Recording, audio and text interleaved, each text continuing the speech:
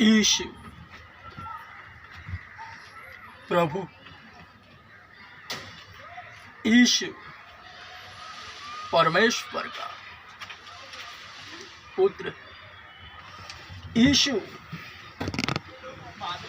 प्रभु है, यीशु परमेश्वर का पुत्र है। हे जाति जाति के लोगों, यहोवा राजा हुआ, यहोवा राजा हुआ है।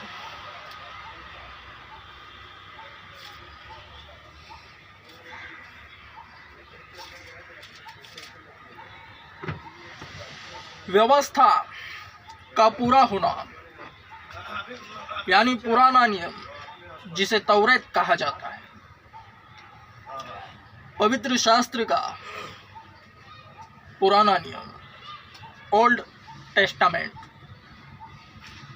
यह न समझो कि मैं व्यवस्था या नबियों की पुस्तकों को नष्ट करने आया हूँ। नष्ट करने नहीं, परंतु पूर्ण करने आया हूँ, क्योंकि मैं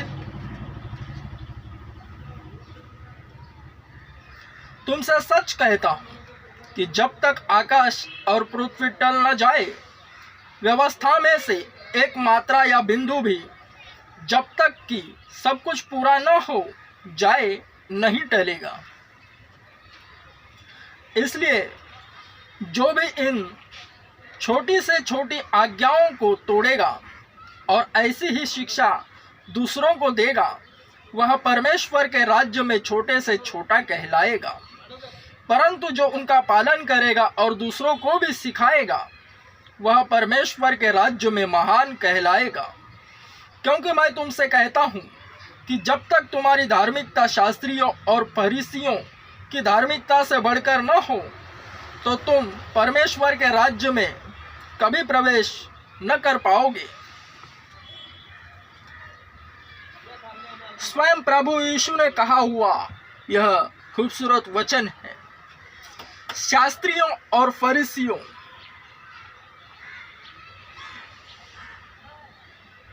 पवित्र शास्त्र का दो नियम है, एक पुराना और एक नवा। नवा नियम प्रभु यीशु पर आधारित है। यीशु आने के बाद ही नवा नियम लिखा गया है।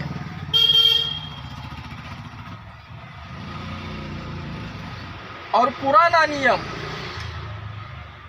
यीशु आने से पहले था,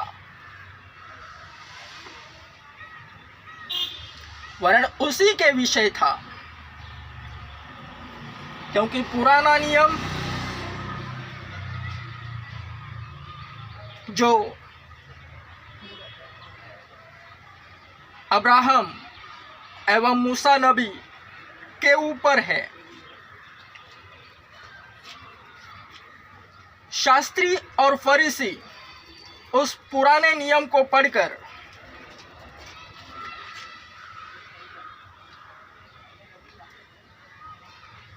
फूगे हुए मेंढक की तरह अहंकार से भर जाते थे।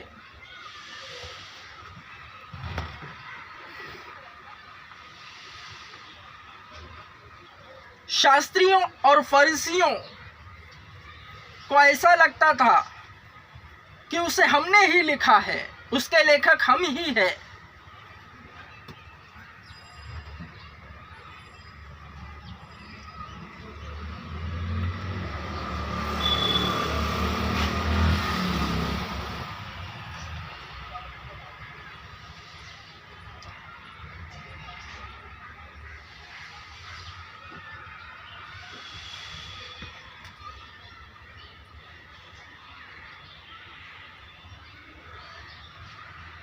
क्योंकि पुराने नियम के विषय कुछ इस तरह से स्वयं यीशु ने कहा है, यह न समझो कि मैं व्यवस्था या नबियों की पुस्तकों को नष्ट करने आया हूँ। नष्ट करने नहीं, परंतु पूर्ण करने आया हूँ।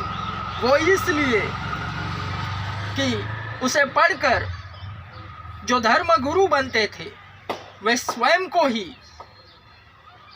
खुदा मानते थे।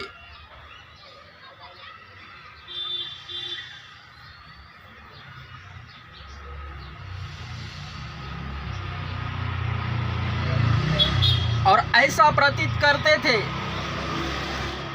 कि उस तौरेत को, व्यवस्था को, पुराना नियम को हमने ही लिखा है। इस तरह से घमंड से भर जाते थे और अपने सामने किसी को न रखते थे।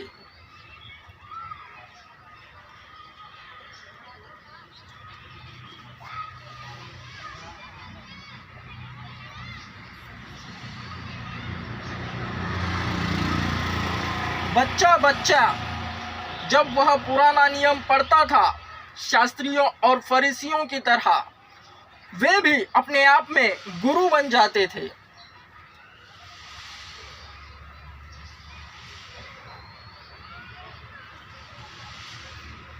एक टाइम पीरियड रहता है, 2 साल में वह पुराना नियम कंप्लीट करना है, कोर्स की तरह। उनके हिसाब से 1, 1.5, 2 साल में तो वह कंप्लीट होने के बाद उन्हें ऐसा लगता था घमंड से कि वो हमने ही लिखा है, हमारे लिए ही लिखा गया है, हम ही भगवान हैं।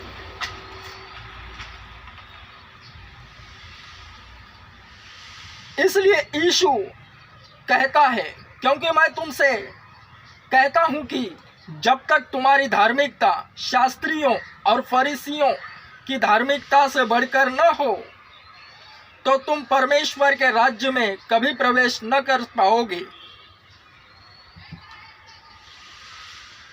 इसलिए यीशु कहता है, उनसे अधिक धार्मिकता न हो तो तुम कदापि परमेश्वर के राज्य में प्रवेश न कर पाओगे।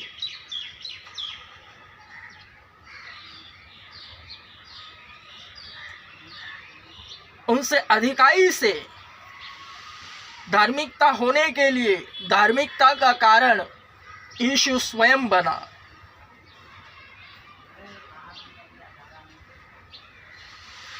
पुराने नियम को पढ़कर शास्त्री और फरीसी स्वयं को ही इम्पोर्टेंस देते थे, खुद को ही, खुदा को नहीं। खुद ही खुदा है ऐसे मानते थे। इस कारण बहुत पाप बढ़ गया। वह जानकर यीशु स्वयं आया, परमेश्वर, क्योंकि वो उसी के लिए लिखा था, वरन उसी को हटाकर शास्त्री और फरीसी अपने आप को दर्शा रहे थे।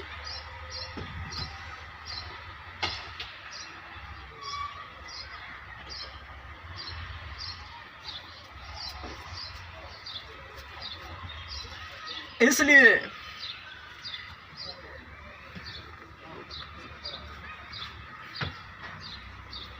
यीशु आया, स्वयं परमेश्वर मनुष्य बना, उनके घमंड को मिटाने, लकवे के रोगी की चंगाई। एक दिन की बात है कि वह उपदेश दे रहा था और कुछ फरीसी और व्यवस्था के शिक्षक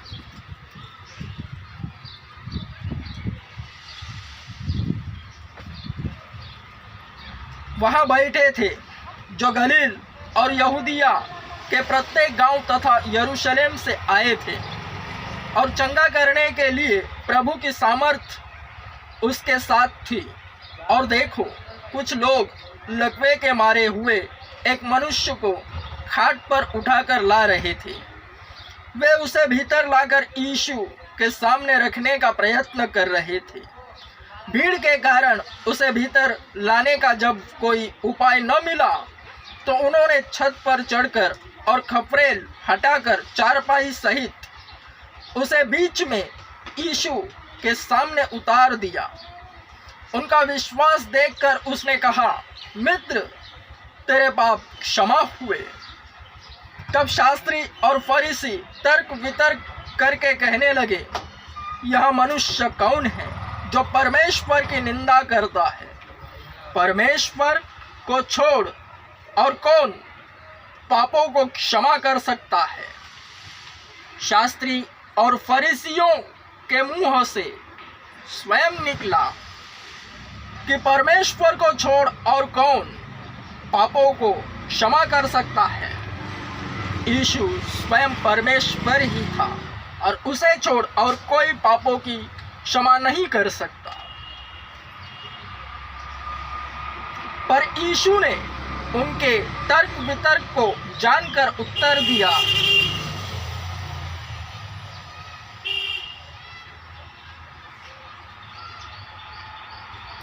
तुम अपने मनों में क्या तर्क कर रहे हो?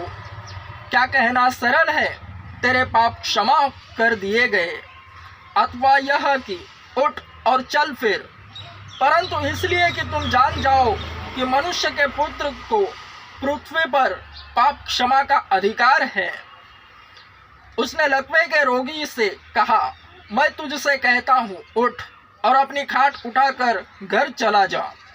वह तत्काल उनके सामने उठ खड़ा हुआ और जिस खाट पर वह पड़ा हुआ था उसे उठाकर परमेश्वर की महिमा करते हुए घर चला गया। वे सब के सब अचंभे में पड़कर परमेश्वर की महिमा करने और अत्यंत भयभीत होकर कहने लगे, आज हमने अनोखी बातें देखी है। यीशु स्वयं परमेश्वर था और उसके मुंह से निकलने वाली बातें टॉप लेवल की थी। वह शोभायमानित करे ऐसी ही बातें करता था।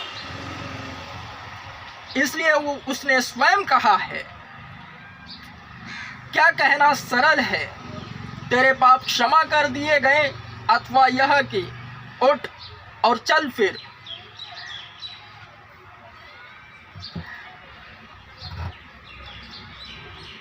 पापों की क्षमा करने का अधिकार उसी के पास है। उसके नाम से ही पाप क्षमा होते हैं।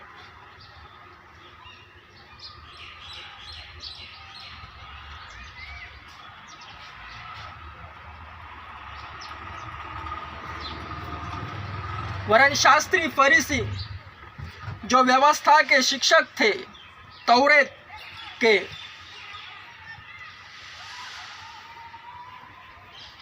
वे केवल दिखावट पर चलते थे।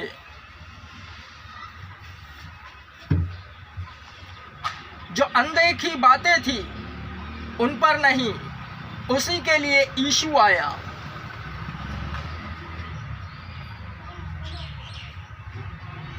उन्हीं के सामने वह खड़ा होकर अपने विषय बातें कर रहा था, जिसके विषय तौरेत में लिखा है।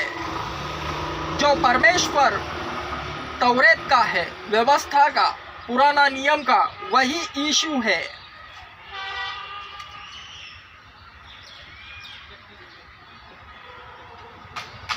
वरन उसे न जाना।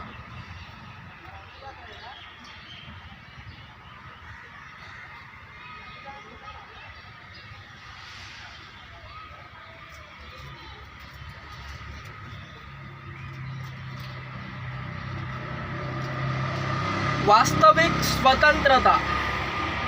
तब यीशु उन यहूदियों से जिन्होंने उस पर विश्वास किया था कहने लगा, यदि तुम मेरे वचन में बने रहोगे तो सचमुच मेरे चेले ठहरोगे और तुम सत्य को जानोगे और सत्य तुमको स्वतंत्र करेगा। उन्होंने उसे उत्तर दिया, हम इब्राहिम के वंशज हैं और अब तक किसी के दास नहीं हुए, तो फिर तू कैसे कह सकता है तुम स्वतंत्र हो जाओगे?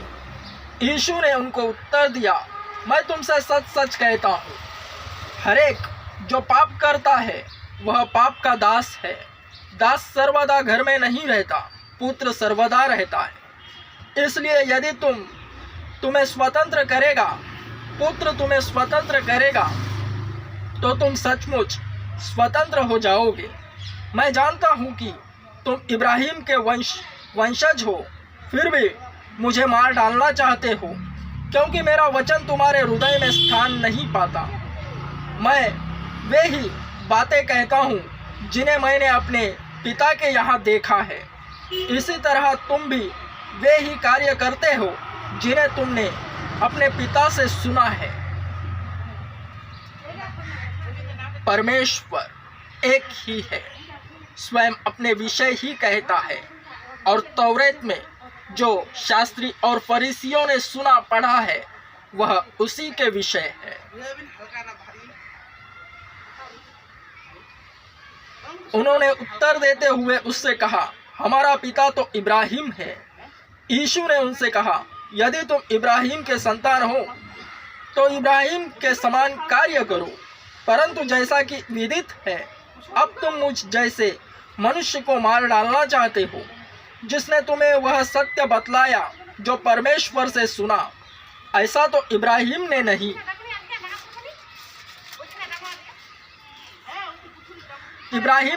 किया, तुम अपने पिता के कार्यों को कर रहे हो। उन्होंने उससे कहा,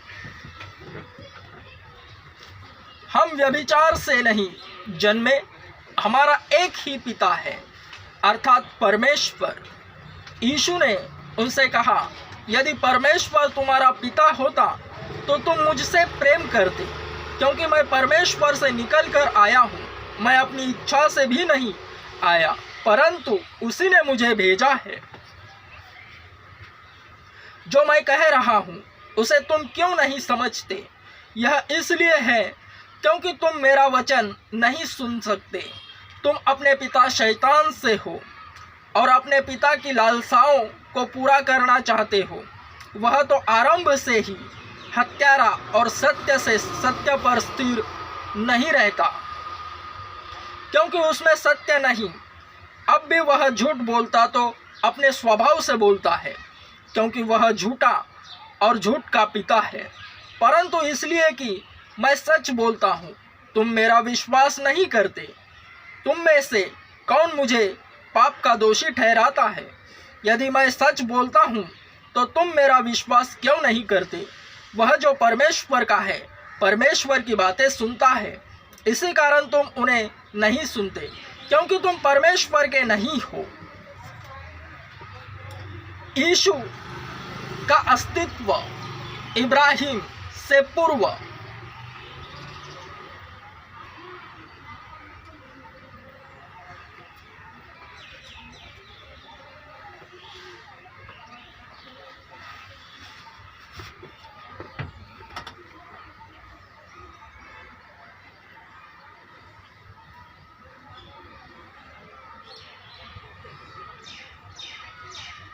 क्रमश